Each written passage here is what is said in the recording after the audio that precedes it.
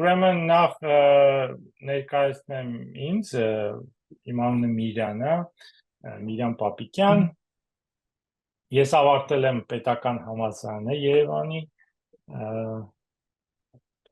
կիբեռնետիկայի ֆակուլտետը, որը գոյություն չունի, հետո սովորել եմ ԱՄՆ-ում ասպիրանտուրայում մաթեմատիկայի բնագավառում, իմ հետազոտման բնագավառը թվերի տեսությունն է ու հանրահաշիվը, այսինքն այս կուրսը շատ մոտ է իմ հետաքրքրություններին, էլ ինչ եմ ուզում ասում, նախ շատ ներողություն, որ անցյալ անգամ ժամը շփոթել էի, լեկցիաները ինչ եմ սպասում ուրեմն ես ուսանողներից այդքան բան նախապատրաստություն ես չեմ սպասում, բայց ոնց որ ասում են mathematical maturity պետք կլինի, էլի, որովհետև այսինքն ինչ որ բան դուք իմանաք այս կուրսին նստելու համար, բայց կուրսի ինքը ահագին արագ է զարգանում, նենց որ պետք է այդ բանը կարողանաք կամ ինքներդ կարդալ, սովորել այդ թեմայով, կամ էլ այսինքն պատրաստ լինել այդպիսի մաթեմատիկա սովորելու։ Մի բան էլ ասեմ, որովհետև ես հայերեն այդքան շատ չեմ օգտագործում, ես կարողա ինչ-որ բառեր մոռացած լինեմ, տերմիններն էլ մոռացել եմ, այսինքն կամ չեմ սովորել այդ տերմինները հայերեն, կամ մոռացել եմ, նենց որ շատ կներեք կարող է շատ տեղերում սխալ բաներ ասեմ տերմինների առումով, բայց փորձեմ գոնե Google-ով մեկ-մեկ նայել, եթե ինչ-որ հարց լինի ու ճիշտ տերմինը դες ասեմ։ Okay, դե սկսենք այսինքն կուրսի մասին, կուրսը կոչվում է հանրահաշիվ և թվերի տեսություն, լավ, այդքանը պարզ է, այսինքն ինչ է թվերի տեսություն, թվերի տեսությունը ուսումնասիրում է թվերը, այսինքն թվերը նշանակվում են Z-ով, Z, 0, պլյուս, մինուս 1 և այլն, և դրանց տեսակները, ուրիշ ձևի թվային համակարգեր են ուսումնասիրվում, օրինակ կարելի է վերցնել բոլոր թվերը և նրանց կցում ենք այս imaginary unit-ը, որը հայերեն ես օրինակ գիտեմ ինչ է, այսինքն i-ի երկրորդ աստիճանը մինուս 1 է։ Հիմա եթե դուք թվերի տեսություն ընդհանրապես չեք տեսել, դուք կմտածեք, թե այսինքն ինչ կա թվերի մասին ուսումնասիրել, ինչ դժվար բան։ Դժվար բաներ շատ կան, օրինակ այսպիսի խնդիր, եթե դուք ուզում եք պարզ թվերը հաշվեք բոլոր թվերի մեջ, այսինքն ուզում ենք հաշվենք 2, 3, 5, 7, հետո 11, 13 և այլն։ Թե քանի հատ պարզ թիվ կա մինչև n, մինչև n քանի պարզ թիվ կա, այս ֆունկցիան նշանակվում է p-ով, πx, ու շատ հայտնի թեորեմը Գաուսն է առաջի անգամ նկատել, բայց ինքը չի կարողացել ապացուցել, Գաուսը շատ մեծ, շատ ուժեղ հաշվող է եղել, ինքը երկար հաշվարկներ է կատարել ու ինքը գուշակել է, որ սա մոտավորապես դրանց թիվը x-ը log x-ի վրա է, մոտավորապես այսքան պարզ թիվ կա։ Ինքը այս թեորեմը դժվար թեորեմ է, այսինքն հաշվել մինչև, չգիտեմ, մինչև 100-ը, եթե ուզում եք իմանալ քանի պարզ թիվ կա, մոտավորապես կա 100 log 100, սա մոտավորապես ինչքան է ստացվում, լոգարիթմի 12 աստիճանի, չգիտեմ ինչքան է ստացվում, ինչ-որ թիվ է ստացվում, լոգարիթմից է կախված, կարող եմ ասել ինչքան է ստացվում։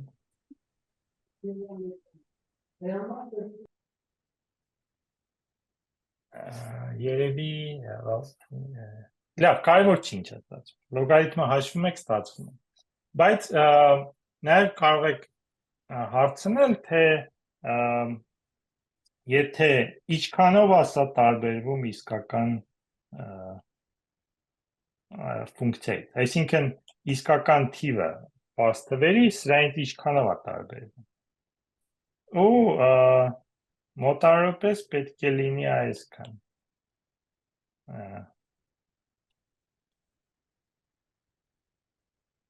Այսինքն սա հարցական է, հələ որ։ Այսինքն ամեն էպսիլոնի համար կա, եթե x-ը վերցնեք շատ մեծ, պարզ թվերի քանակը պետք է լինի x-ը լոգարիթմի x գումարած այս մյուս անդամը։ Այսինքն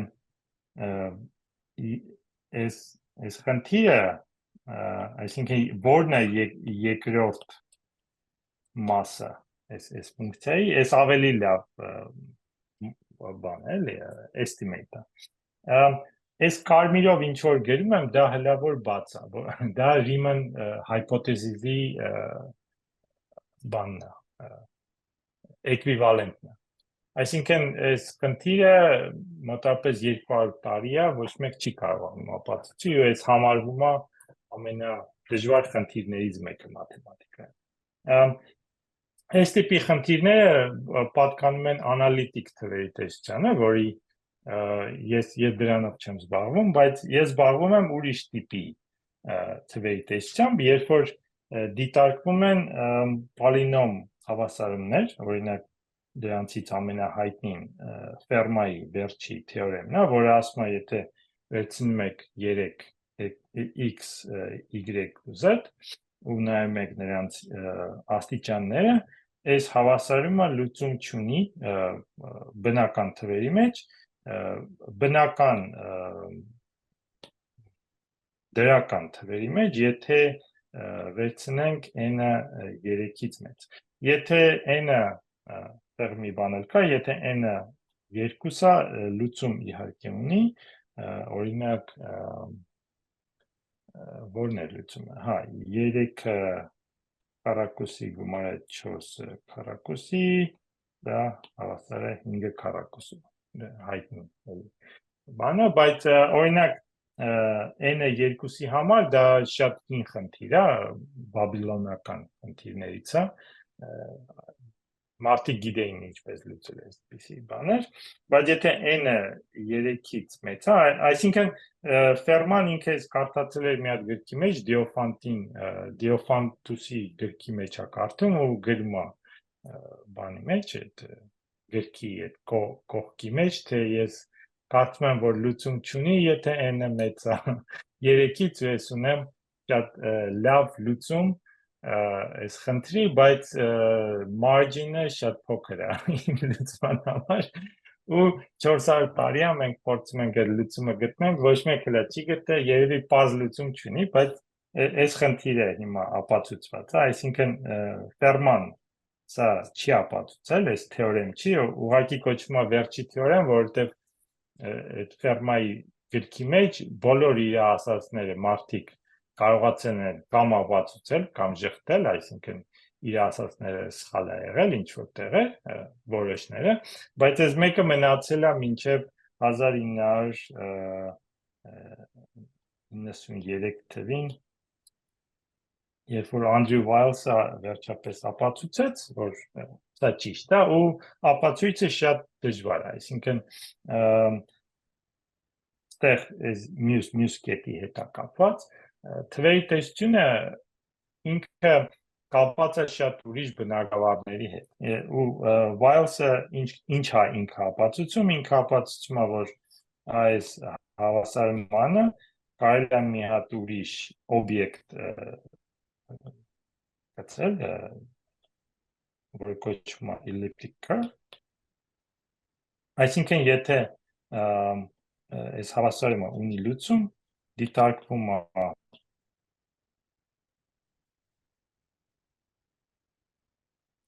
այս ձևի ուրիշ հավասարում, այս էլիպտիկ կորը,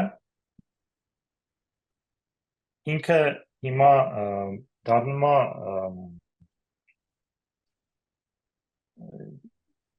ուրիշ օբյեկտ է դա։ Այսինքն այս էլիպտիկորը ինքը պատկանում է կոմպլեքս անալիզի կամ algebraic geometry մասը ու կա այդպիսի ծրագիր, կոչվում է Langlands ծրագիր, որը կապում է այսպիսի հարահաշվական օբյեկտներ անալիզի հետ։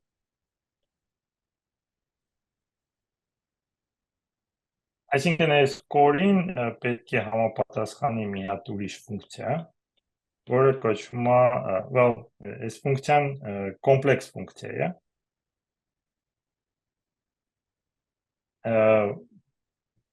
որը կոչվում է modular form։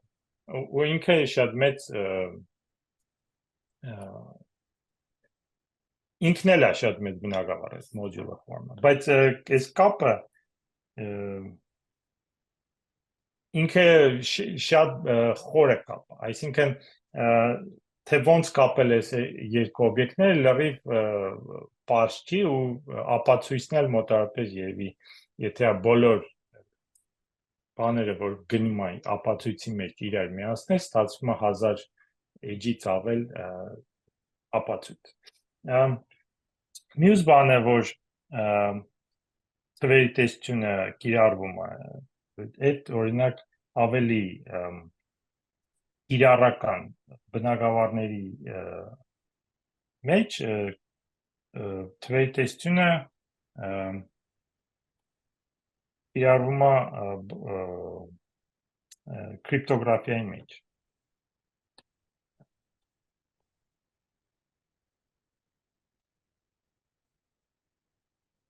Այսինքն, եթե ուզում եք ինչ-որ գաղտնիք ուղարկել մի մարդուց մյուսը, պետք է այդ գաղտնիքը ինչ-որ ձևի կոդավորել, ու թվերի տեսությունը ամենադժվար, այսինքն օգտագործվող, ամենալայն օգտագործվող կրիպտոգրաֆիական սիստեմները օգտագործում են թվերի տեսության ինչ-որ փաստեր։ Կա մի բան, որը մենք այս կուրսում կսովորենք, որը կախված է Ֆերմայի թեորեմի հետ, փոքր թեորեմի հետ, ինքը հեշտ փաստ է ինքը, բայց թե այդ կրիպտոգրաֆիական սիստեմները թե հնարավոր է կոտրել թե ոչ, հնարավոր ոչ մեկ չի կարողացել դրանք կոտրել, որովհետև դա կապված է թվի պարզ թվերի գտնել պարզ թվերը, որոնք այդ թիվը բաժանում են ու այդ շատ դժվար է անել։ Եթե բաժանող թվերը, այս պարզ թվերը շատ մեծ են, շատ դժվար է անել, այսինքն պրակտիկ առումով հնարավոր չի։ Երևի հնարավոր է կվանտում կոմպյուտերներով դա անել, բայց հնարավոր կվանտում կոմպյուտերները, ինչքան գիտեմ, ամենամեծ թիվը, որ կարող են ամեն պարզ թվերի վերլուծել, 15-ն է, այսինքն մենք հենց շատ հեռու ենք դրանից։ Լավ, հիմա ինչ է լինելու մի քանի բառ կուրսի մասին, այսինքն կուրսը պատրաստում է հանրահաշվի կուրս է, բայց մոտիվացիան գալու է թվերի տեսությունից, այսինքն եթե սովորական դասագիր բացեք, օրինակ հանրահաշվի, դուք կտեսնեք, որ կուրսը սկսվում է այնտեղ խմբերի տեսությամբ։ Խմբերի տեսությունը մենք կդիտարկենք, բայց մի քիչ ավելի ուշ, մենք սկսենք օղակներից, որոնք ավելի մոտ են թվերի տեսությանը ու ավելի մոտիվացված են։ Ես ինքս ուզում եմ ուսանողներին պատրաստել այս ամառվա դպրոցին, որը կլինի հենց էլիպտիկ կորերի մասին եւ նրանց կիրառումները, այս տեղի է ունենալու մյուս տարի ամռանը, ֆինանսավորում է եվրոպական ՍԻՄՊԱ օրգանիզացիա, Եթե ուզում եք ավելի շատ իմանալ, թե ինչա լինելու այդ դպրոցում, կարող եք գնալ այս սայթում նայել։ Ինքը այդ կուրսերը, որոնք կարդացվելու են այս դպրոցում, պահանջելու են մինիմումը պահանջվելու է այն, ինչ ես այս կուրսում կանցնեմ։ Այսինքն պետք է իմանաք հանրահաշիվ եւ ինչ որ թվերի տեսություն, եւ այս ASOP-ի կուրսը, որը հիմա ես դասավանդում եմ, կլինի պատրաստումը, ինչ որ մասով պատրաստում ես այս դպրոցի։ Իհարկե, դուք այս դպրոցին պարտավոր չեք մասնակցել, մենակ եթե հետաքրքրված եք թվերի տեսությամբ, ինքը լավ դպրոց է նրա համար, որ տեսնեք, թե թվերի տեսությունում ինչ հետազոտություններ են անում եւ ուրիշ երկրներից մասնագետներ են լինելու, իրանց հետ դուք հնարավորություն կունենաք աշխատել, էլի։ Ինքը ընդունելությունը քննությամբ է։ Թե ինքը քննությամբ չի, բայց պետք է դիմեք։ Պետք է դիմեք այնտեղ, եթե գնաք այս վեբսայթին, այնտեղ կա link, դուք պետք է դիմեք հենց Simpa-յով։ Ինչ որ կարծեմ ի transcript ներկայացնեք եւ recommendation letter ինչ որ դոկումենտներ պիտի ներկայացնեք ու հետո Հայաստանից հուսով եմ որ մի 10 հոգի կմասնակցեն էլի արտասահմանից մենք երևի մի 10-15 հոգի կլինի ուսանող ինքը դպրոցի international school-ը այսինքն մի 10-15 հոգի արտասահմանից եւ մի այդքան էլ հայ ուսանողներ ես հուսով եմ որ կմասնակցեն դպրոցում լինելու են մինի կուրսեր էլեկտրիկ կորերի մասին եւ տարբեր կիրառումների օրինակ կլինի մի կուրս որը կբացատրի թե այս կապը էլեկտրիկ կորերի եւ մոդուլար ֆորմերի ինչ է իրենից ներկայացնում ոչ ապացույցը վայելցի բայց այդքանը կբացատրի ու լինելու է ինչ որ պրակտիկ բաներ որտեղ research project է լինելու այսինքն դուք կարող եք մասնակցել ինչ որ փոքր research project-ում ու տեսնել թե թվերի տեսության մեջ ինչ տիպի հետազոտություններ են անում ինչ որ առումով հետո եթե հետաքրքրված եք շարունակել այս բնագավառը Լավ ուրեմն կուրսը ինքը կունենա տնային աշխատանքներ ամեն շաբաթ Ռուբենը երևի կանցկացնի պրակտիկ մասը այս կուրսի ու նաև կստուգի տնայինները կհավաքվեն, հետո ինքը կստուգի ու գնահատական ամեն աշխատանքը ստանալու կլինի մի հատ քննություն, midterm, մի հատ էլ վերջնական քննություն, հələ ես չեմ որոշել ինչ ֆորմատով կլինի, վերջնական քննությունը կարող է լինի oral in person, էլի, կամ midterm-ը կլինի գրային, վերջնական քննությունը հələ որ պետք է որոշվի, ու Եթե այս կուրսը լավ անցնի, հետաքրքրություն լինի, կլինի նաև այս կուրսի շարունակությունը մյուս սեմեստր գարնանը։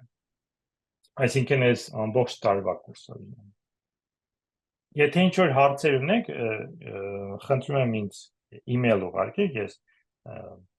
հաճույքով կպատասխանեմ ինչ որ հարցերի այս կուրսի մասին կամ ընդհանրապես թվերի տեսության եւ այլն։ Դասագիրք չկա այս կուրսի համար, բայց այս գիրքի ես համարում եմ այս ամենալավ գրքերից մեկը ալգեբրայի մասին գրած, կոչվում է abstract algebra, գիտեմ թե Հայաստանում այդ գիրքը հնարավոր է գտնել, թե չէ, չեմ կարծում, որ սրա թարգմանությունը գոյություն ունի ռուսերեն, բայց Եթե հետաքրքրված եք, կարծեմ ես սրա PDF ունեմ, կարող եմ ուղարկել, էլի։ Այսինքն այս գիրքի մեջ կա ամեն ինչ որ ես այս կուրսում դասավանդելու եմ, բայց շատ ավելի բաներ կան։ Ինքը դժվար գիրք է, օգտագործվում է ասպիրանտների համար, ոչ այդքան դժվար է, ինչքան Lang-ի դասագիրք, եթե գիտեք Lang-ի դասագիրք, հանրահաշիվ։ Ես ինքս համալսարանում երկրորդ կուրսում հանրահաշիվը անցել եմ Lang-ի դասագրքով ու ոչ մի բան չեմ հասկացել։ Այդ իմ համար եղել է շոկ ու ինձ հետաքրքրեց այդ բնագավառը, որովհետև կարդում ես թեորեմները Lang-ի մեջ, պարզ չի ինչի մասին է, որտեղից են գալի, բայց Lang-ը կլասիկ է, եթե դասագիրքը դուք տեսել եք, այս ավելի հեշտ է կարդալ, դա մի տնկուտը, ավելի հեշտ կարդացող դասագիրք։ Լավ, հիմա եթե ինչ-որ հարցեր ունեք, խնդրում եմ տակ, թե չէ կանցնեմ ես արդեն մաթեմատիկայի։ Լավ, դե սկսենք, այսինքն ինչ-որ մաթեմատիկա անել, ամենա պարզ օրինակը, ինչ որ մենք ուսումնասիրելու ենք այս լեկցիայում եւ մյուս լեկցիաներում, կլինի թվերը, ինչպես ես ասացի, եւ թվերը ունեն երկու բինար գործողություն։ Ինչ որ հարց կա։ Այսինքն թվերը կարելի է գումարել, վերցնում ենք երկու թիվ եւ գումարում ենք, այսինքն մի գործողություն եւ երկրորդ գործողությունը կարող ենք բազմապատկել։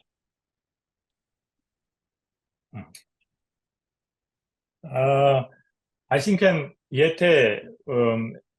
ես սահմանումը կտամ օղակի, բայց այդ սահմանումը պետք չի հիշել, այսինքն ինքը երկար սահմանում է, ու մինչև ես այդ սահմանումը տամ, երևի 10 րոպե կանցնի։ Եթե ուզում եք հիշել ինչ է օղակը, հիշեք թվերը։ Այսինքն այդ սահմանումը նենց է տրված, որ թվերի վրա է։ Թվերը լավ օրինակ է օղակի եւ աքսիոմները սահմանման կարող եք դուք ինքդ ստանալ, եթե մտածեք թե թվերը այս երկու գործողությունների վրա ինչ հատկություններ ունեն, այս երկու գործողությունները ինչ հատկություններ ունեն։ Նման օրինակ այս մյուսն է, ZI, այստեղ նորից կարող ենք մենք գումարել, այսինքն օրինակ 1, եթե բազմապատկենք այս երկու էլեմենտը, այսինքն բացում եք հին ձևի, ինչպես գիտեք, ու ստանում եք 5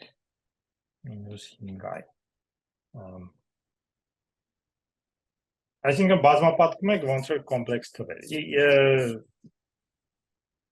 Բայց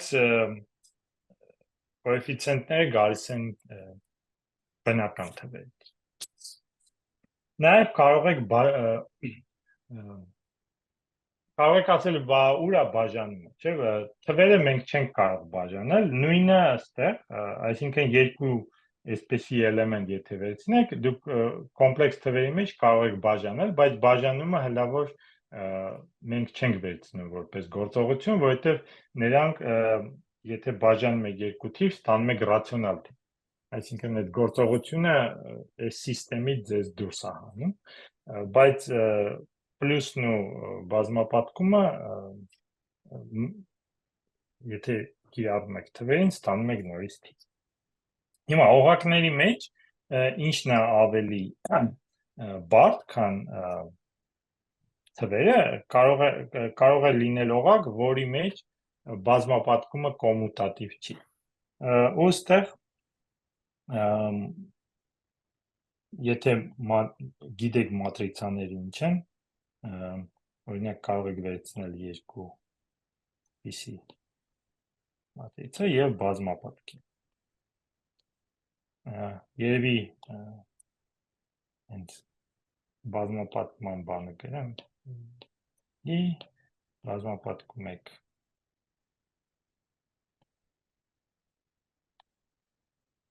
այս ստեղծման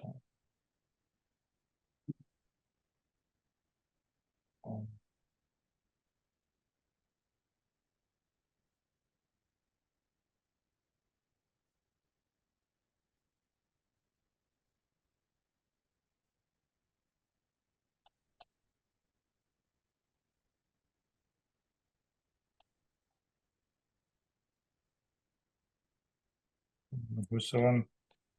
ամեն ինչ իր տեղում եմ գրում այսինքն բազմապատկման մատրիցաները այս ֆորմուլայով տրվում ու կարող եք ստուգել որ նորից սա օղակ ես մյուս էջում արդեն սահմանումը կլինի օղակի այս գործողությունը կոմուտատիվ չի այսինքն այստեղ եթե բազմապատկում եք երկու մատրիցա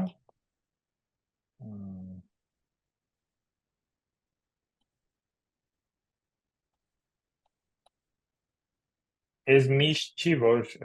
տեղի ունի, այսինքն MS-ը ու SM-ը նույնը չի լինում։ Սա տարբերվում է իհարկե թվերից, թվերը կարևոր չի, որ ինչ ձևով ես բազմապատկում։ Մյուս այդ ձևի օրինակ այս կվատերնիոններն են։ Այստեղ այսինքն ինչ է կվատերնիոնը։ Կվատերնիոնը ինչ որ ավելի կոմպլեքս թվերի նման սիստեմ, հա, բայց ինքը ավելի մի քիչ կոմպլեքս թվերը մտնում են կվատերնիոնների մեջ, բայց ինքը սիստեմը ավելի մեծ է, օրինակ, եթե թվերի փոխարեն, այսինքն դուք այս Z-ը ինքը մտած է այստեղ, Z-ի մեջ, չէ՞, այսինքն այս մասում դուք տեսնում եք, որ Z-ը կա, բայց կոտորնիոնները ավելի մեծ են։ Ու երբ որ մեծացնում ես այս սիստեմը, բազմապատկումը էլ կոմուտատիվ չի լինում, օրինակ, այսինքն սահմանման մեջ ինքը արդեն ցույց է տալիս, որ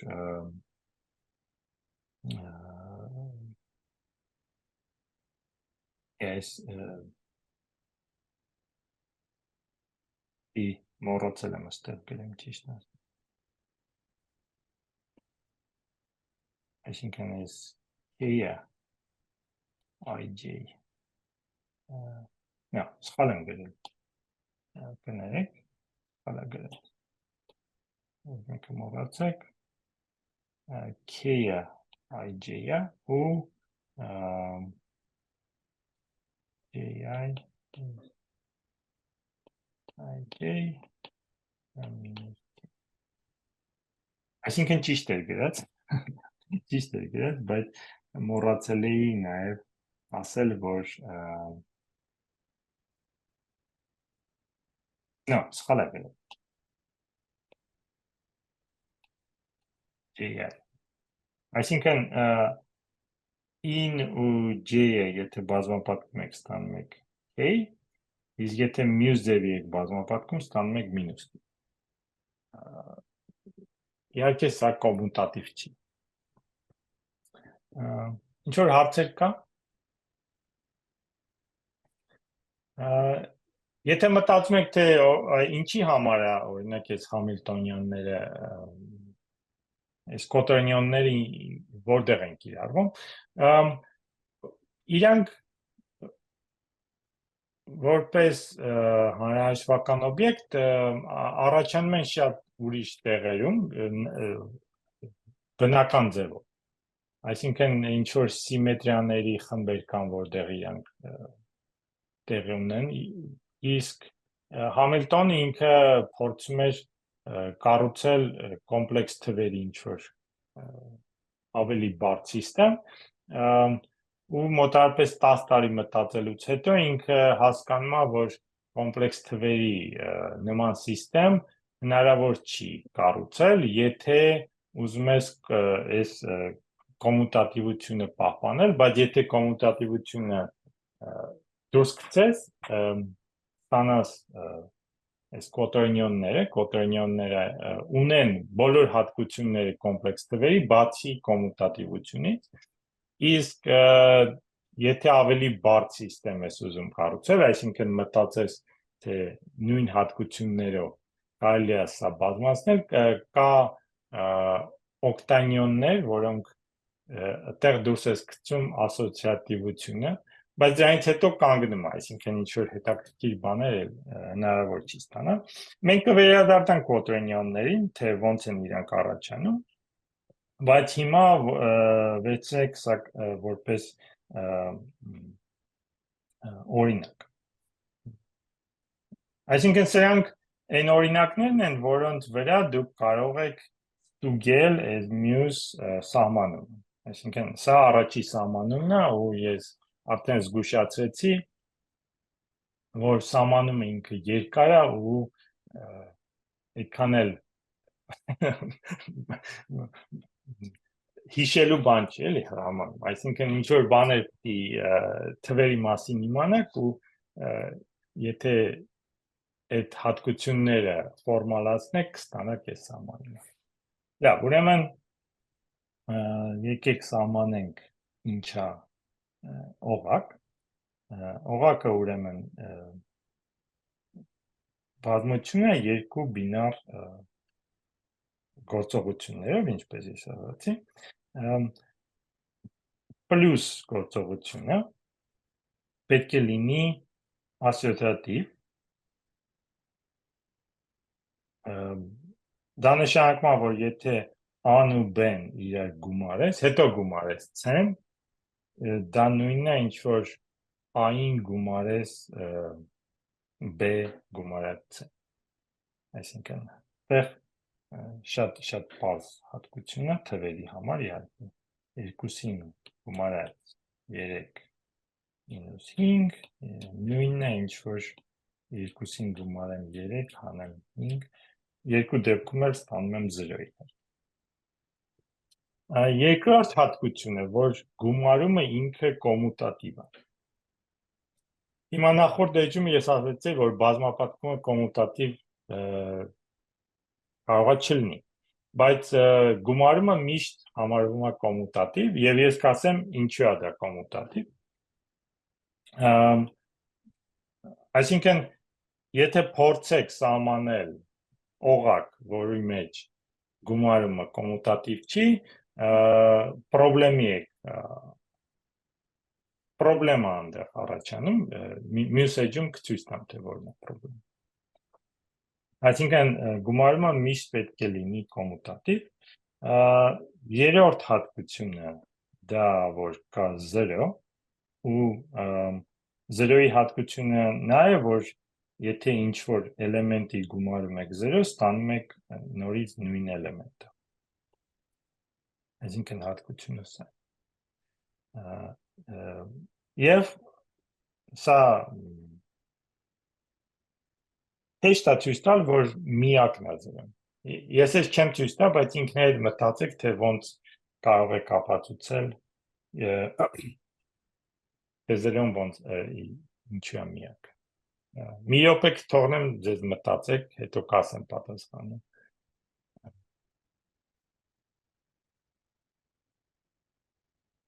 Մտածում եք։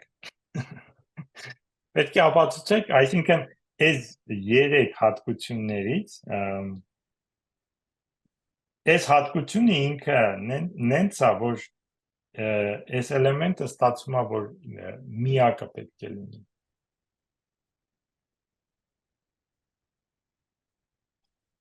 Ինչ ենք անում, ով կարող է ասել։ Ասենք երկու տես մեկը 0, մյուսը 0 շտրիխ, որ դրանք մարում դասվում է համ 0, համ 0 շտրիխ։ Շատ ճիշտ է։ Այսինքն եթե համարում ենք 0-ն 0-ն, ստանում ենք 0 շտրիխ, իսկ եթե 0 շտրիխն ենք համարում 0, ստանում ենք 0։ Իրար եք գումարում այդ երկու էլեմենտները, ստանում եք որ միակը պետք է լինի։ Եվ չորրորդ հատկությունը գումարման, որ բոլոր i-ի համար պետք է լինի այնպիսի b, որ i-ին գումարես b ստանաս 0։ Այսինքն եթե ունես 2, նաև ունես -2։ Էլի կարող եք ապացուցել, որ այս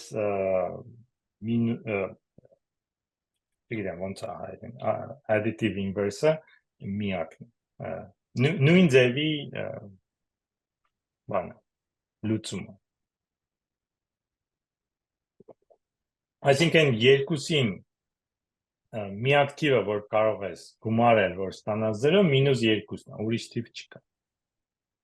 Էլի շատ հեշտ է ապացուցել, որ բոլոր օղակներում այդ էլեմենտը միակն է։ I-ի համար կա միակ B, որը ունի այդ հատկությունը։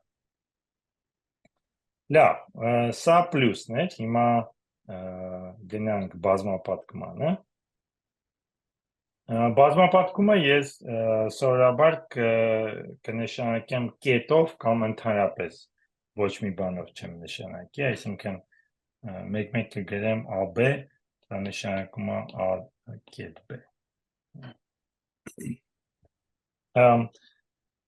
Հիմա առաջի հատկությունը, եթե նայենք բազմապատկման,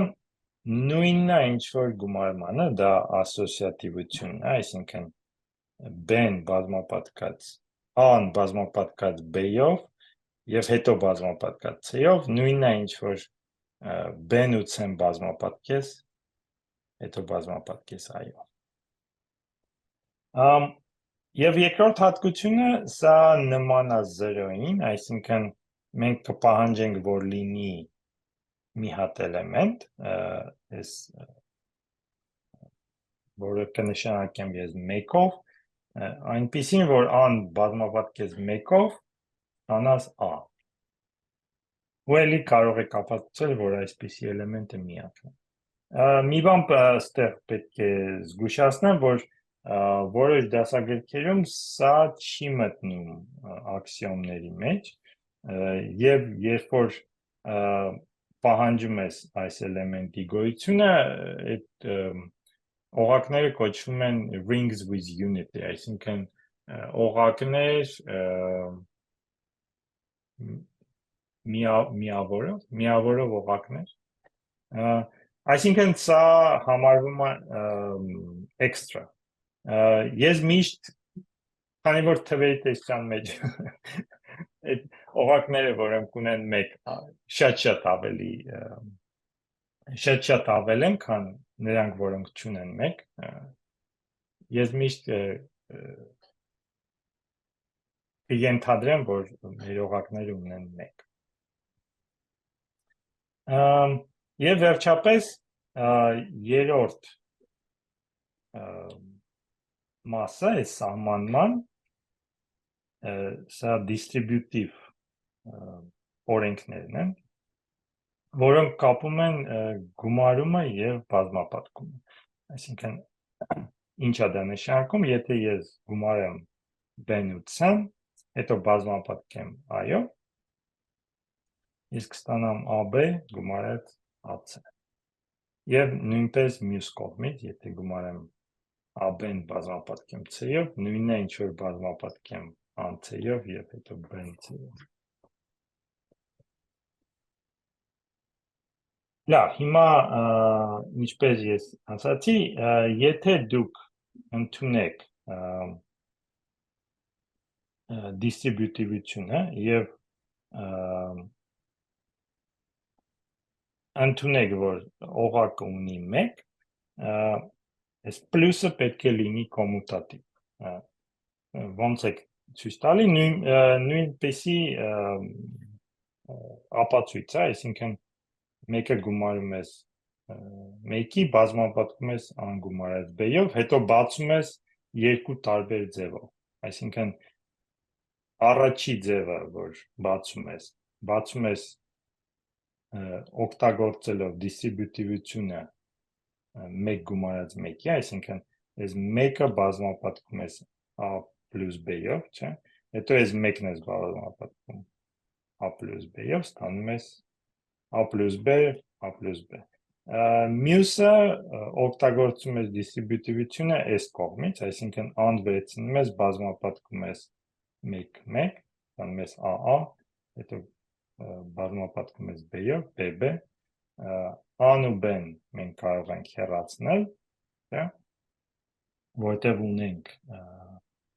մինուսները, այսինքն օրինակ երկու կողմին էլ գումարում եմ մինուս a, այս a-ը ոչնչացնում եմ, հետո ոչնչացնում եմ b-երը, ստանում եմ, որ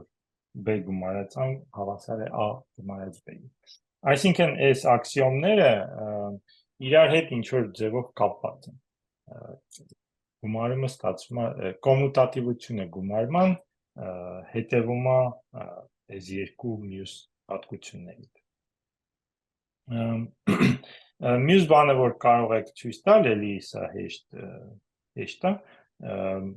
a-ն եթե բազմապատկեք 0-ով, միշտ ստանում եք 0։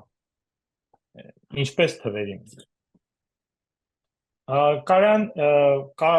Կան ուրիշ սիստեմներ, որտեղ այս աքսիոմներից որոշները չեք ընդունում, այսինքն ասոցիատիվությունը, օրինակ բազմապատկման կարող է տեղի չունենալ։ Տենց սիստեմներն էլ կան,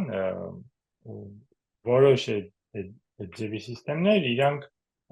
բնական ձևով են առաջանում, բայց մեր համար օղակը կլինի միշտ, մենք մենակ կդիտարկենք օղակներ, որոնք ունեն համարյա թե նույն հատկություններ, ինչ որ թվերը բացի կոմուտատիվությունից բազմապատկման։ Ինչ որ հարցեր ունեք մինչև հիմա։ Այսինքն ոնց որ ես զգուշացրեցի,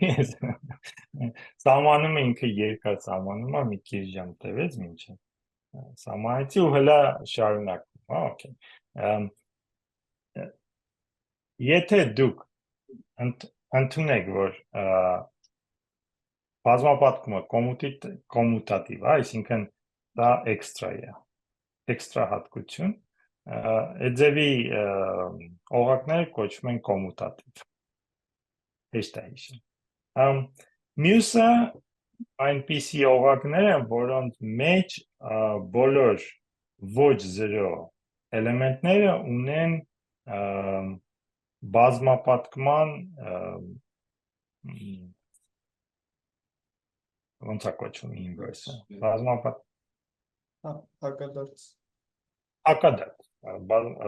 հակադարձություն է, որը նշանակում է a-1 աստիճանի, այսինքն բոլոր անդամների համար մեր օղակի կա մի հատ ուրիշ անդամ, այն ձևի, որ բազմապատկեք իրար կստանաք 1։ Ու եթե այս երկու հատկությունները իրար եք միացնում, ստանում եք օղակ, որը կոչվում է դաշտ։ Հիմա օրինակների մեջ մենք ունենք այս z-ը, որը մասսա ռացիոնալ թվերի, այս ռացիոնալ թվերը, այսինքն իրանք ռացիոնալ թվերը կազմում են դաշտ, որովհետև ամեն երկուսը, մեկ երկուսի, ստացվում է 1, բայց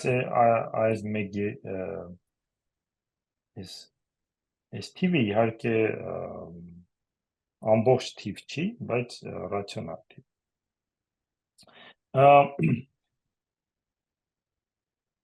Իսկ ինչ օրինակ ունենք division ring-ի, բաժանման division ring-ը, տերմինը սպասել մի ոպեն է,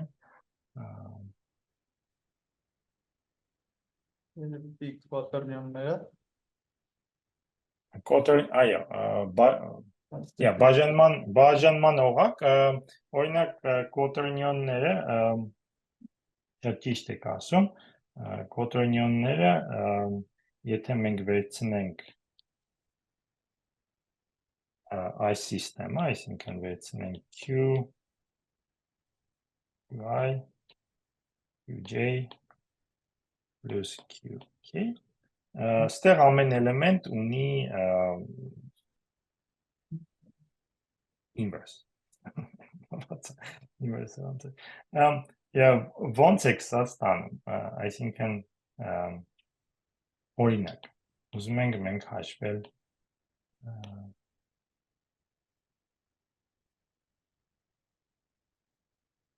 սա իհարկե մեկ է, բայց սա այս էլեմենտը ինչպես գրված է, թվում է թե այստեղ չի, բայց ինչ եք անում, բազմապատկում եք երկու, գրում եք այսպես, մեկ է իհարկե, հետո գրում եք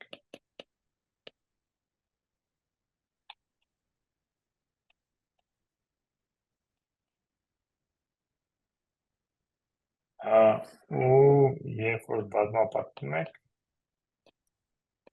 անում եք երկուստը, այսինքն մեկ plus I inverse, սա մեկ երկրորդ I։ Որ հարց կա այս դրա մասին։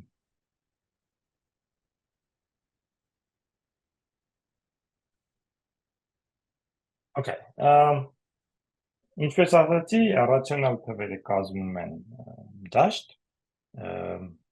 հետո կոտորնյոնները կազմում են բաժանման օղակ, բայց կոմուտատիվ չեն, այսինքն կոտորնյոնները դրանք դաշտ չեն, բայց բաժանման օղակ։ Մի քանի բան էլ միանգամից սահմանեմ։ Ես կհիշացնեմ ձեզ,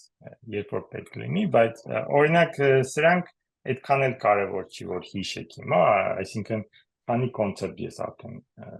սահմանեցի, օղակ, հետո բազմապատկման բաժանման օղակ, հետո դաշտ, հիմա էլ սահմանում եմ 0-ի բաժանով, կա այնպիսի օղակներ, որոնց մեջ երկու էլեմենտ հնարավոր է իրար բազմապատկել, ստանալ 0, որոնցից ոչ մեկը ինքը 0 չի։ Սա տեղի չի ունենում օրինակ թվերի մեջ, բնական թվերը այս հատկությունը իհարկե չունեն, բայց եթե վերցնեք այս մյուս օղակ, այսինքն դա ինչ է, սա նշանակում է AB, բոլոր զույգերը, AB-ն թվերի մեջ են, եթե օրինակ բազմապատկումը, ոնց եք բազմապատկում, բազմապատկում եք կոորդինատներով, այսինքն բազմապատկում եք AC ու BD,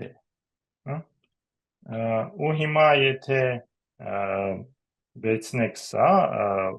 գումարումն էլ է կոորդինատներով, հեշտ է ստուգել, որ ինքը օղակ է ստացվում, այսինքն սա կոչվում է direct product, երկու օղակ վերցնում եք, իրար եք կպցնում, ստացվում է մի հատ ուրիշ օղակ, բայց երբ որ այդպիսի օղակներ եք կազմում, մտցնում եք այս 0-ի բաժանորդներ, որովհետև օրինակ 1-0-ն, եթե ես բազմապատկեմ 0-1-ով, դրանցից ոչ մեկն էլ 0 չի, այս համակարգի մեջ 0-ն այսա է, 0-0-ն դա 0-ն է, այսինքն եթե ուզում եք ինչ-որ էլեմենտ, որը գումարեք բոլոր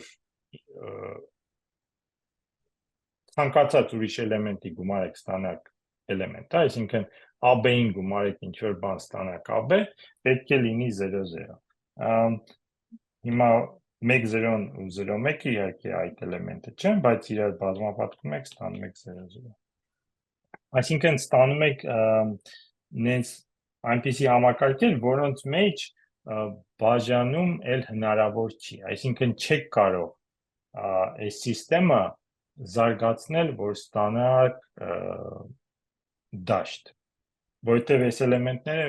պրոբլեմատիկ էլեմենտներ կլինեն, իրանք ունենան չեն կարող ունենալ բազմապատկման համար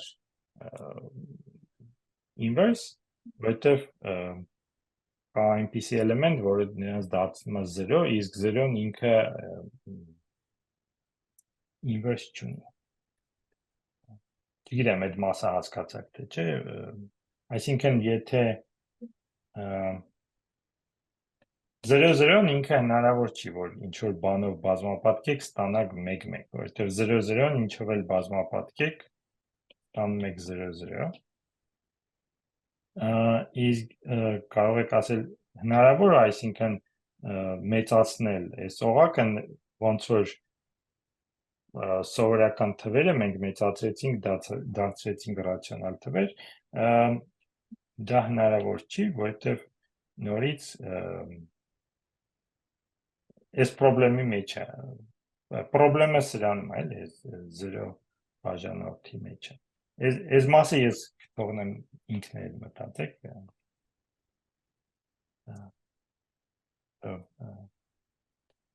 ring with 0 divisors no, stubborn of a field.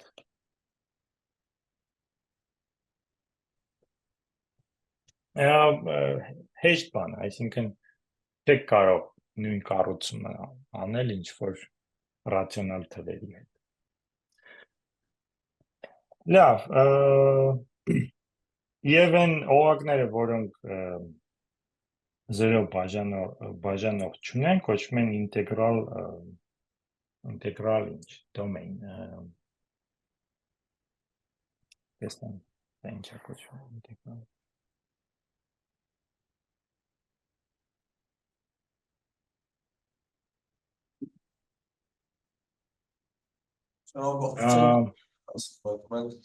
Google-ը ասում է անբաժանելի տիրույթ, բայց ես ինչ-որ դժվար թե ճիշտ լինի։ Ամբողջության կարող ասել, ամբողջության տիրույթ, բայց ամբողջության տիրույթ, շատ ավելի լավ տերմին է, ամբողջության տիրույթ։ Մեկ ես ուղղակի կասեմ integral domain, ամբողջության տիրույթը, եթե ծանոթ եք հանրահաշվին ինչ-որ կուրսից, իմացեք, որ դա ամբողջության տիրույթ։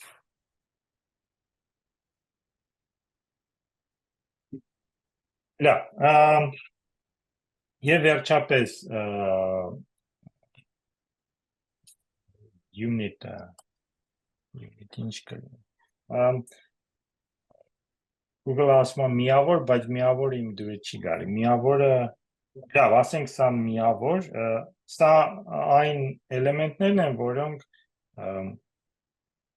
ունեն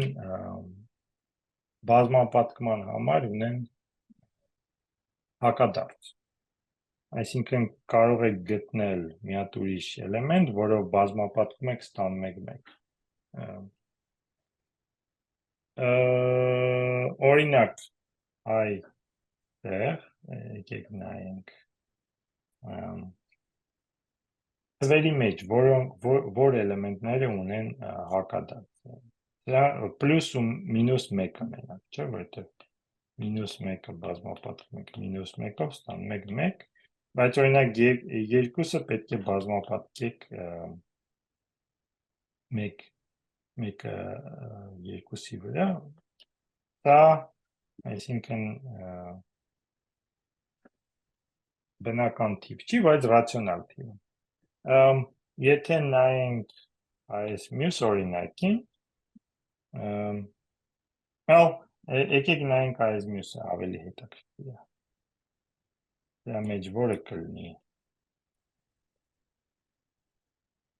միավորները, ինչպես կարող եմ նրանց նկարագրել։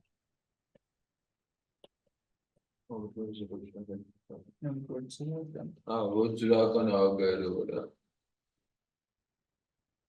Լավ չի լսվում։ Մտածեք մի րոպե, եթե մտածեցիք ու ասում եք, որ A-ն ու B-ն 0 չեն, երկուսն էլ 0 չեն, դա է պատասխանը։ Այսինքն, եթե վերցնեք այն էլեմենտները, որոնք երկու կոորդինատներ 0 չի, դրանք ունեն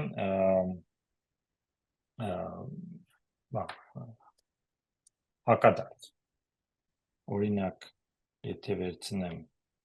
2, 3, բազմապատիկ եմ 1, 3, ստանում եմ 1-ն։ 1-1-ն էլ հենց 1-ն է աստեղ, էլի, այս օղակի մեջ 1-1-ը հենց 1-ն է։ Շատ լավ։ Հիմա մի քիչ թվերի տեսություն, որպես մոտիվացիա, շատ երկար սահմանում էր, երևի արդեն պատրաստ եք քնելու, այնքան երկար ու հաճելի է։ Եկեք մտածենք իսկական խնդրի մասին, տեսնենք, թե այս օղակները որտեղից են գալիս։ Կա ասենց հայտնի խնդիր թվերի տեսության մեջ, գնում է այս խնդիրը կատալանի, կոչվում է կատալան քնջեկչը։ Կատալանը եղել է, գիտեմ, իսպանացի կամ ֆրանսիացի մաթեմատիկ։ Նայում ենք բոլոր ման են գալի այն թվերը, որոնք x-ը մինուս y-ը հավասար է 1-ի, որտեղ x-ն ու y-ը բնական թվեր են։ Օրինակ, այդպիսի լուծում 3-ը 2 աստիճանի, որը 9-ը, հանած 2-ի 3-րդ աստիճանի, որը 8-ն է, ստանում եք 1։ Ու կատալան քնջեկչը ասում է, որ ուրիշ լուծումներ չկա։ Էլի, սա շատ հին խնդիր է, մոտավորապես 130 տարի բաց մնաց, մինչև 2002 թիվը, երբ որ Միհայլեսկուն ապացուցեց, որ իսկապես սա միակ լուծումն է։ Հիմա, եթե մենք դիտարկենք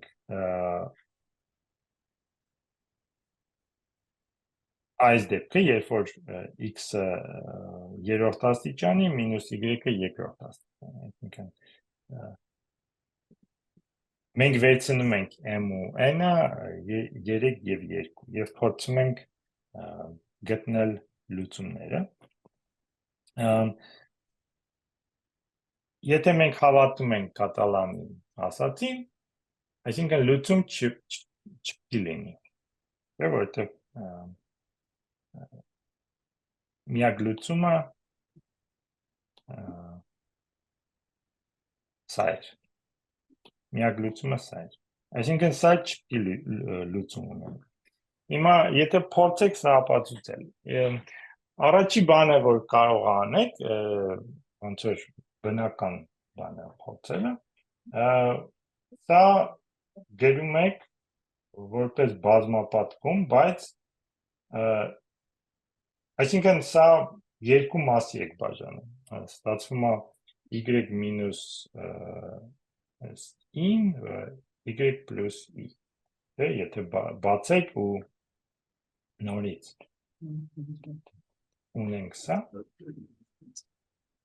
ինչ-որ հարց կա? Ասում եմ ոնց որ x խորհրդ մինուս 1-ը գանք վերլուծենք, էլի տենց ավելի բնական չի։ Կարող եք վերլուծել Դեռ քառակուսին։ էլի լավ իդեա է, լավ միտք է իհարկե, չի աշխատում ոնց որ բայց ավելի վատ, ստեղ 3-ը կարա ընդհանուր բաժանար լինի, այնտեղ փոխադարձաբար բացի։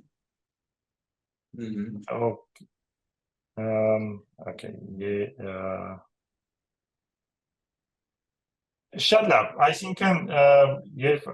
այսօր կարող եք օրինակ մտածել սրա մասին, գործնական աշխատանքի ժամանակ մտածեք, թե եթե այս ձև երկու մասի բաժանեք, հնարավոր, սա ավելի հեշտ է, թե չէ։ Երբ որ սենց եք գրում, մի բան էլ ասեմ, սա ստացվում է օրինակ էլիպտիկ կոր, չէ՞, այսինքն ինչ ենք մենք հարցնում այստեղ, մենք հարցնում ենք, որ ինչ որ կոր կա, ու այս կորի վրա ռացիոնալ լուծում կետեր չկան, որոնց կոորդինատները բնական թվեր են։ Դա է ասում, այսինքն մոդեռն պերսպեկտիվան այս խնդրի նա է, որ ինչ որ երկրաչափական օբյեկտ ունեք, այդ կորը, էլիպտիկ կորը, ու այդ երկրաչափական օբյեկտի վրա չպետք է լինի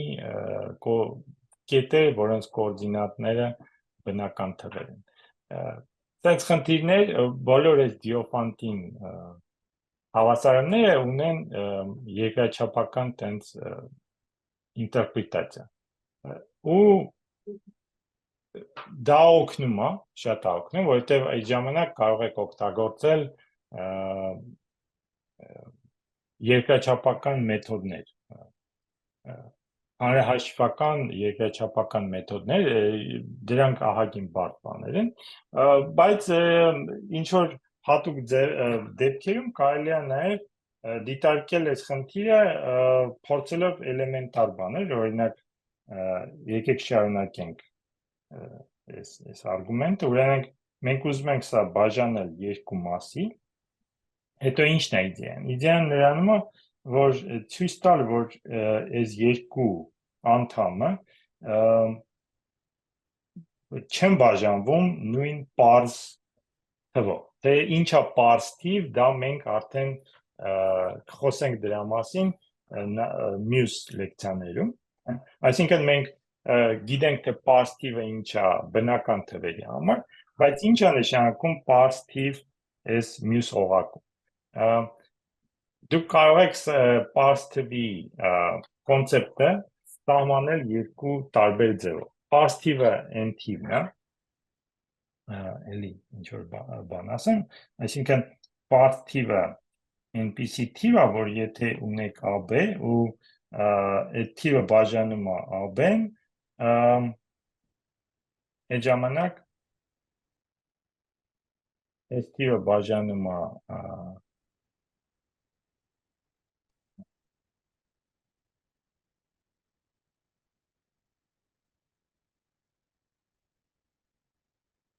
բան, դուք ինձ լսում եք հիմա։ Այո, Լավ,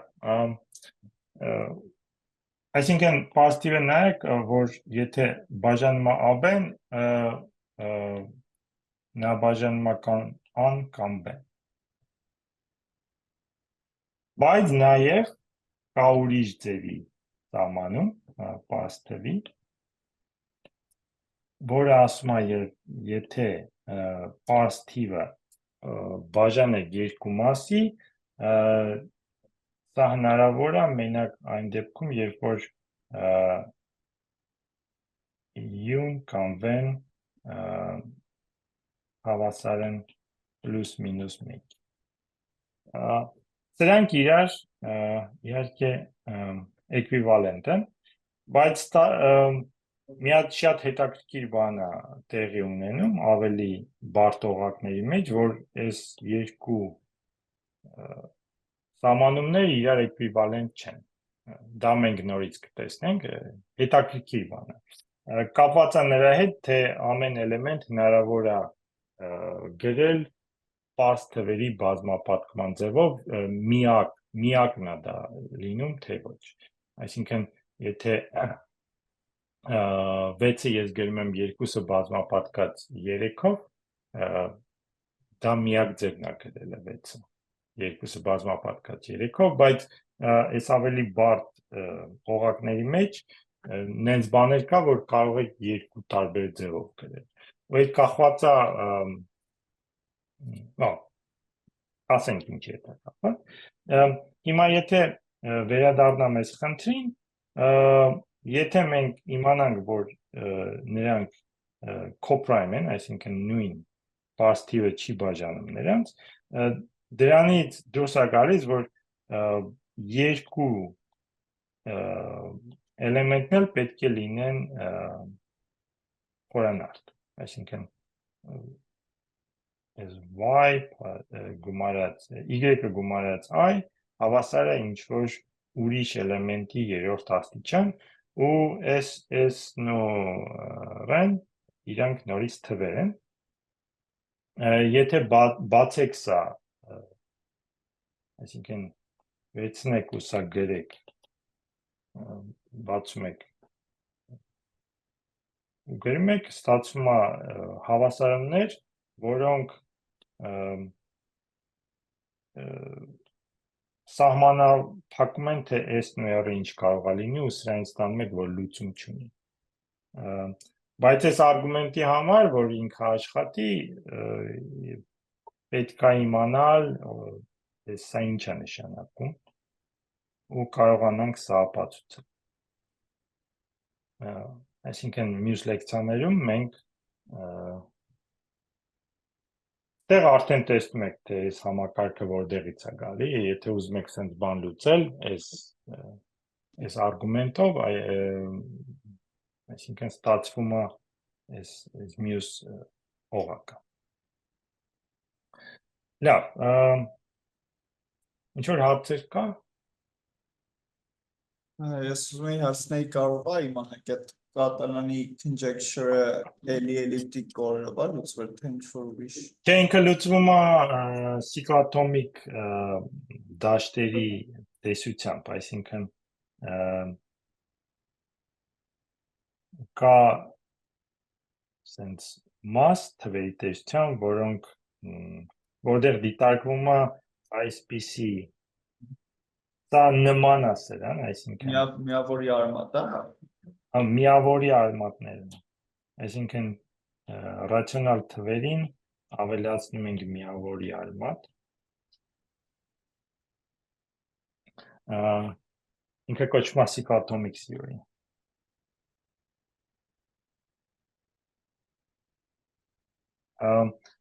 բայց շատ բարդ է ինքը ապացույցը, բայց այդքան բարդ չի, ինչքան Ֆերմայի թեորեմը Ես նաև գիտեմ գիրք, որը գրած է, այսինքն համալսարանի ուսանողների համար, թե ապացույցը ինչու է կայանում։ Ինքը այդքան էլ բարդ ապացույց չի, այսինքն շատ բան չի կիրառվում, համեմատած թե Wiles-ի ապացույցի հետ, բայց էլի բարդ մաթեմատիկա է։ Ուրիշ ինչ որ հարցեր։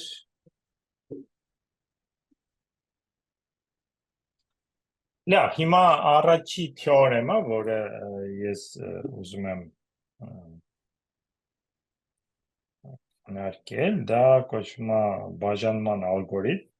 բոլորը երևի գիտեք, սա ինչ է, բայց թվերի տեսության մեջ սա ոնց որ ամենաֆունդամենտալ թեորեմներից մեկն է, շատ է կիրառվում, ու մենք ինչ եմ ես ուզում անել, բացի թվերից կա ուրիշ օղակներ, որոնք վերջավոր օղակներ են, այսինքն թվերն են, բայց թվերը դիտարկվում են մոդուլո ինչ-որ ուրիշ թիվ, ինչ-որ n ես ֆիքսում ու դիտարկում ես բազմապատկումը գումարումը մոդուլո n ստացվում է նորից օղակ։ Բայց դրա համար նախ պետք է խոսենք բաժանման ալգորիթմի մասին։ Բաժանման ալգորիթմը ասում է, եթե երկու թիվ ունես, A ու B, ու B-ն 0 չի, այդ ժամանակ կարող ես գտնել միակ Q և D, այնպիսին, որ A-ն հավասար է QB գումարած R, այս R-ը ռեզիդյուն է, ու այս R-ն ինքը փոքր է B-ի մոդուլից, բայց կարող է լինել 0։ Օրինակ, եթե ֆիքսենք B-ն 14 և վերցնենք A-ն 177, հեշտությամբ կարող եք ստուգել, որ մենք կարող ենք 177-ը գրել այս ձևով 9-ը իհարկե ինչ է ասում, որ այստեղ 9 փոքր է 14-ից, չէ՞։ Եվ մեծական հավասար 0-ի։ Եթե վերցնենք ան մինուս 64, ստեղ q-ն ստացվում է մինուս 5 և 6-ը նորից ստացվում է փոքր 14։ Եվ վերջապես եթե վերցնենք, ես պիտի մյուս ձևի երևի գրեի, եթե վերցնենք 154, այդ ժամանակ 154-ը բաժանվում է 14-ով և ստանում ենք ռ0։ Որն է ապացույցը այս թեորեմի։ Ապացույց ինքը ահագին հեշտ է, ապացույցը ստեղ գրած է, բայց կարող եմ ինչ-որ գծել դեր համար, ոնց է սա ստացվում։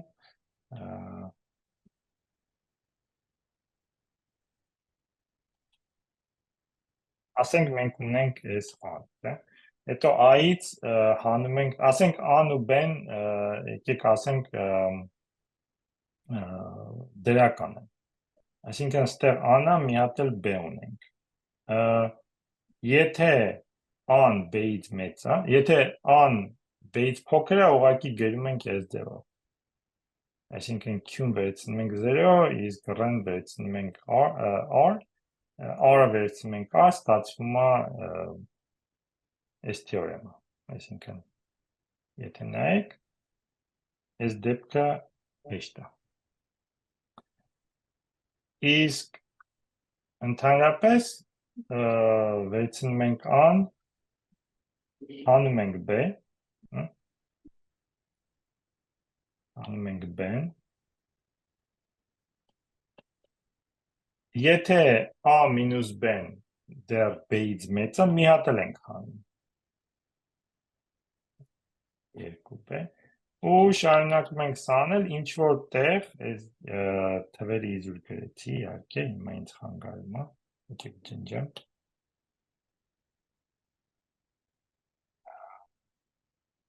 Այնքան ենք սա անում, մինչև ստացվում է a մինուս qb, ու ասենք b-ն ստեղ էր։ Առաջի անգամ, երբ որ b-ից փոքր թիվ եք ստանում, դա մեր ուզած r-ն է։ Այսինքն այս թիվը, չէ, a մինուս qb-ն, ինքը դեռ 0-ի չի հասել, դեղ է 0, բայց b-ից փոքր է, այսինքն վերցնում ենք a մայնուս qb, վերջ այդքան բան։ Ինչ-որ հարց կա։ Լավ, սա պարզ թեորեմ է, բայց շատ օգտակար թեորեմ է։ Հիմա ստեղ երկու նորից մի հատ սահմանում, greatest common divisor,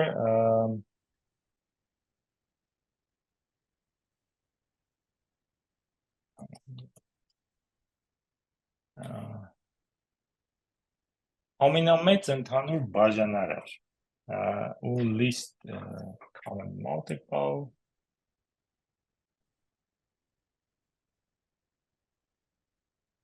դա նվազագույն ընդհանուր բազմապատիկ։ Ինչ է նշանակում, այս GCD-ն այն ամենամեծ թիվն է, որը բաժանում է ան ու b-ն։ Իսկ ընդհանուր նվազագույն ընդհանուր բաժանարարը,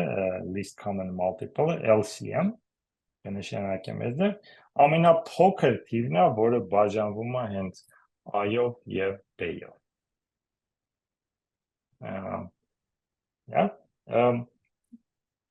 Եթե օրինակ, եթե վերցնենք 12-ն ու 15-ը, ամենամեծ թիվը, որը բաժանում է 12-ն ու 15-ը, դա 3-ն է։ ամենամեծ թիվը, որը բաժանում է 0-ն ու 5-ը, 5-ն է, իսկ 7-ն ու 12-ը ամենամեծ թիվը, որը բաժանում է նրանց, դա 1-ն է։ Այս GCD-ն, այսինքն երկու թիվ չեն ունենա նույն պարզ բաժանարարը, եթե նրանց GCD-ն 1 է, այսինքն եթե տենց պարզ թիվ չկա, որը բաժանում է A-ն B-ն, նրանք կլինեն coprime։ Coprime-ը չգիտեմ հայերեն ոնց է, այսինքն coprime կնշանակի, որ GCD-ն 1 է։ Նույն ձևի կարող ենք հաշվել LCM-ը, օրինակ 12-ի և 15-ի համար 60-ն է, որը բաժանվում է 12, ամենափոքր թիվը, որը բաժանվում է հենց 12-ով և 15-ով, դա 60-ն է։ Կարող եք ապացուցել, որ այս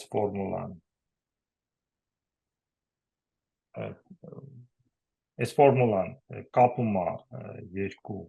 GCD-ն ու LCM-ը կապված են իրար հետ այս սիրուն ֆորմուլայով, այսինքն իրար բազմապատկում եք, ստանում եք AB։ Ես ես թողել եմ որպես exercise, որը հնարքեք լեկցիայից հետո։ Okay, հիմա մի բան էլ ասեմ, թե այս GCD-ն ոնց է հաշվում, օգտագործելով այս բաժանման ալգորիթմ։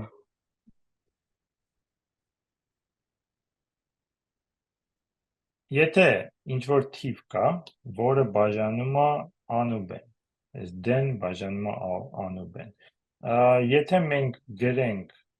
AB-ն այն ձևով, որը տրված է բաժանման ալգորիթմի մեջ, D-ն բաժանում է A-ն, D-ն բաժանում է B-ն, դա նշանակում է, որ D-ն բաժանում է R-ն, այսինքն դա նշանակում է, որ և նույն ձևի, եթե ինչ-որ թիվ բաժանում է B-ն և բաժանում է R-ն, նաև բաժանում է A-ն։ Սրանից ստացվում է, որ GCD-ն A ու B-ի նույնն է, ինչ որ GCD-ն B ու R-ի, բայց այս R-ն արդեն A-ից փոքր է ու B-ից փոքր է, այսինքն թվերը փոքրացան։ Հետո կրկնում եք այս արգումենտը մի քանի անգամ, այսինքն սկսում ենք AB-ից, հետո նայում ենք B-ն, B ու R-ն, պետք է ինդեքս գրեմ, որ կարողանամ նկարագրել մյուս քայլերը, B-ն եմ գրում R-ի համար, այսինքն BA, ստացվում եմ R2, R3 և այլն, բայց այս R-երը փոքրանում են, այսինքն քանի որ նրանք փոքրանում են, հնարավոր չի, որ այս պրոցեսը անվերջ գնա, ինչ-որ տեղ պետք է 0 ստանանք, որովհետև R-ն միշտ մնում է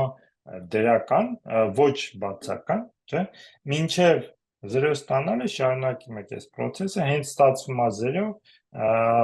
նախորդ դրանից առաջվա քայլը ձեզ տալիս է GCD-ն, այսինքն GCD-ն այս ձև է հաշվում, AB, հետո BR1, R1, R2, շարունակում եք, ստանում եք GCD-ն։ Ստեղ էլի օրինակ, եթե վերցնենք A 525, 231 B-ն, եթե սենց նայեք, պարզ չի, թե որ թիվը պիտի բաժանի այս երկու թվին, մեծ թվեր են, փոքր թվերի համար իհարկե կարող եք գուշակել, բայց ստեղ այդքան էլ պարզ չի, բայց եթե կիրառեք այս ալգորիթմը, առաջի քայլում ստացում ենք 63, հետո 231-ը 63-ի համար ստանում ենք 42, 63-ը 42-ով ստանում ենք 21, և 42-ը բաժանվում է 21-ով, այսինքն GCD-ն 21-ն է։ Մի բան էլ ասեմ, որ եթե այս GCD-ն, այս թիվը միշտ կարելի է գրել A ու B-ի լինիար կոմբինացիայի ձևով, այսինքն կարելի է բազմապատկել A-ն ինչ-որ թվով և B-ն ինչ-որ մյուս թվով և ոնց եք դա գրում, այս դեպքում օրինակ 21-ը գրվում է այս ձևով, իսկ ոնց եք ստանում, ուղղակի նայում եք այս քայլերի մեջ, 63-ը 42-ով, հետո բացում եք 42-ը, 42-ի փոխարեն տեղադրում եք սա, տեղադրեցինք, բացեցինք բրակետները, գրեցինք 63-ը, գրեցինք այր, չէ, հետո նորից ենք բացում,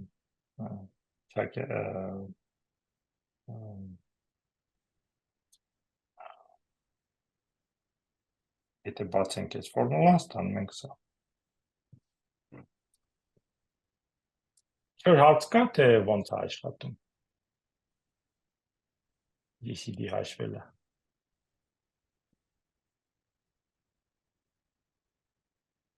Լավ, եթե հարց չկա, այն օղակը, որը ես ուզում էի քննարկել, դա հենց ստացվում է այս division algorithm-ից, բաժանման ալգորիթմից, ամեն թիվ ֆիքսում ենք այս n-ը, և ամեն թիվ մենք գրում ենք որպես կիրառում ենք այս բաժանման ալգորիթմը, գրում ենք an q բազմապատկած n-ով գումարած r, և այս r-ը պետք է լինի n-ից փոքր։ Նշանակում ենք այս r-ը a mod n-ով, սա կոչվում է մնացորդ, a-ի մնացորդ մոդուլո n։ Հիմա վերցնում ենք բոլոր մնացորդները, իհարկե կարող ենք վերցնել այս թվերը որպես մնացորդներ, ու սահմանում ենք գումարում և բազմապատկում։ Հիմա սա ստացվում է նոր օղակ, կարևոր օղակ է ստացվում, վերցնում ենք, ոնց ենք գումարում այս օղակում, եթե վերցնենք երկու էլեմենտ, r և r շտրիխ, վերցնում ենք երկու ցանկացած թիվ, որոնք տալիս են r-ն ու r շտրիխը մոդուլո n, a շտրիխ, չէ, ու գումարում ենք որպես սովորական թվեր, հետո հաշվում ենք նրանց մնացորդը մոդուլո n, և նույն ձևով բազմապատկում ենք։ Հիմա մի հատ հարց կա այստեղ, թե արդյոք պատասխանը կախված է, թե ոնց ենք մենք ընտրում a-ն ու a շտրիխը, դժվար չի ցույց տալ, ես կթողնեմ էլի գործնականին սա քննարկեք, որ սա ոնց որ կոչվում է well defined, այսինքն կապ չունի, թե a-ն ու a շտրիխը ոնց եք ընտրում, միշտ ստանում եք նույն էլեմենտը։ Այսինքն այս գործողությունները իմաստուն են, նենց չի, որ մի ձևի ընտրեցիք, ստացաք 3, մյուս ձևի ընտրեցիք, ստացաք 5։ Ու կարող եք ստուգել էլի լավ ոնց որ exercise-ը, որ դա օղակ է ստացվում, կոմուտատիվ օղակ։ Լավ, մի հատ էլ բան ասեմ ու կշարունակենք արդեն մյուս անգամ։ Մի քանի օրինակ դիտարկենք, տեսնենք թե ինչ է ստացվում։ Այստեղ հետաքրքիր բանը նրա։ Սա ամենահեշտը իհարկե երբ որ n-ը 2-ն է, 0-1, սա իհարկե կոմպյուտերների մեջ է օգտագործում այս օղակը։ Այսինքն 1-ը գումարած 1-ի ստացվում է 0, 0-ն գումարած 1-ի ստացվում է 1, և 0-ն գումարած 0 ստացվում է 0։ Պարզ, շատ պարզ օբյեկտ է, բայց կարևոր օբյեկտ է։ Հիմա, եթե դիտարկենք 4-ը, այստեղ 0, 1, 2, 3, եթե բազմապատկենք 2-ը 3-ով, ստացվում է 1։ 2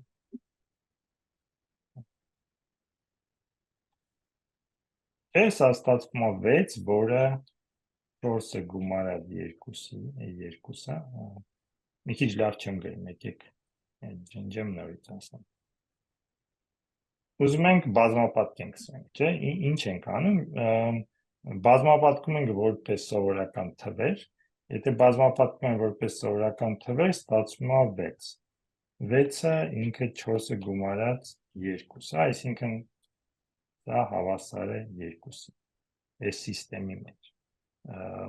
Նույն ձևի, եթե 3-ը բազմապատկեմ 3-ով, ստանամ ինչ։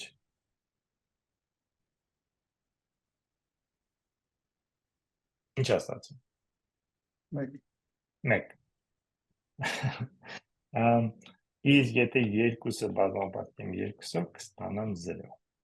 Այսինքն այս օղակը ունի 0 բաժանարներ, 0 divided, այսինքն 2-ը բազմապատկում եմ 2-ով, ստանում եմ 0։ Հիմա եթե գնանք 5-ի մոտ ինչ է ստացվում։ 5-ը արդեն հետաքրքիր է, ավելի հետաքրքիր է,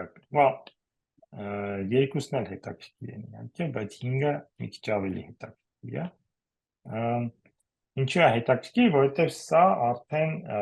դաշտ է։ Եթե այդքան էլ պարզ չի ինչու է դաշտ, չէ՞, որովհետև եթե 4-ով ենք մոդուլները վերցնում, մենք ունենք 0-ի բաժանարար, այսինքն դաշտ չի կարող լինի, բայց այս օղակը ոչ միայն օղակ է, բայց ինքը նաև ամեն ոչ 0 էլեմենտ ունի 3-ը մոռացել եմ իհարկե։ Եթե 2-ը բազմապատկեմ 3-ով կստանամ 1, այսինքն 2-ի հետադարձը 3-ն է և 4-ը բազմապատկած 4-ին նորից ստանում եմ 1, 4 inverse։ Ինչ եք կարծում, ինչ կստացվի 6-ի դեպքում։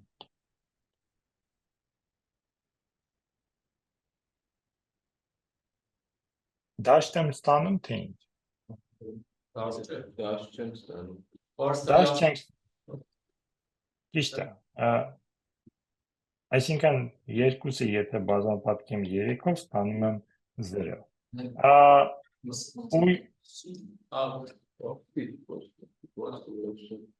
Եթե մտածեք, որն է տարբերությունը 6-ի, 4-ի,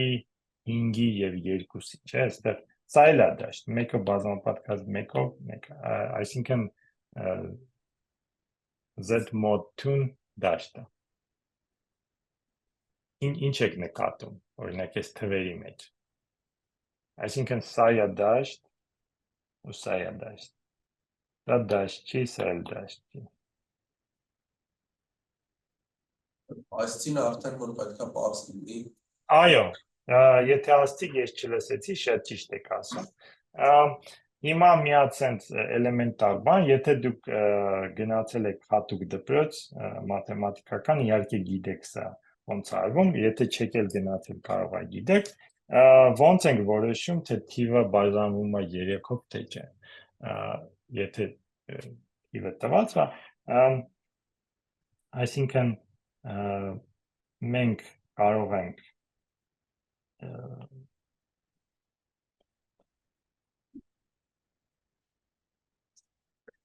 նկատել, որ 10-ը եթե բաժանեմ 3-ի, residue-ն 1 է մնում։ Ոստեղից ստացվում է, որ 100-ն էլ residue-ն 1 է։ Ու ինչ աստիճան էլ վերցնեմ, միշտ 1 եմ ստանում։ Որովհետև կարող եմ սկսել այստեղ 10-ը տալիս է 1, դա նշանակում է, որ 10-ը բազմապատկած 10-ով, չէ, 10-ը բազմապատկած 10-ով, պետք է տամ 1-ը բազմապատկած 1-ով, որը 1 է։ Այսինքն 100-ն էլ է 1 տալի, 1000-ն էլ է 1 տալի, ու ոնց ենք հաշվում թե թիվը բաժանվում է 3-ով թե չէ, սա գրվում է օրինակ այս թիվը, գրում ենք 5-ը բազմապատկած 1000-ով, գումարած 5-ը բազմապատկած 100-ով, գումարած 0-ն բազմապատկած 10-ով, գումարած 3, չէ, ու այն որ 1000-ը տալիս է 1 մոդուլո 3, այդտեղ ստանում ենք 5-ը գումարած 5, գումարած 3, ու սա մոդուլո 3 ստացվում է 1։ Այսինքն այս թիվը չի բաժանվում 3-ի։ Ընդհանրապես ոնց ենք որոշում, դա նշանակում է, որ մենք գումարում ենք ուղղակի այս թվանշանները, չէ՞, տեղել 0 կա։ Այս մյուսը 7-ը գումարած 0 գումարած 3 գումարած 2, դա բաժանվում է 3-ով, չէ։ Իսկ այս մեկը երրորդը ինչ է ստացվում, ստացվում է 7, 8, 9, 18, էլի բաժանվում է 3-ով։ Այսինքն այս մյուս երկու թվերը բաժանվում են 3-ով, իսկ առաջինը ոչ։ Մի քիչ ավելի նույն ձևի կարող եք 9 երևի գիտեք, մի քիչ ավելի հետաքրքիր է 11-ը, 11-ը կարող եք քննարկել հիմա,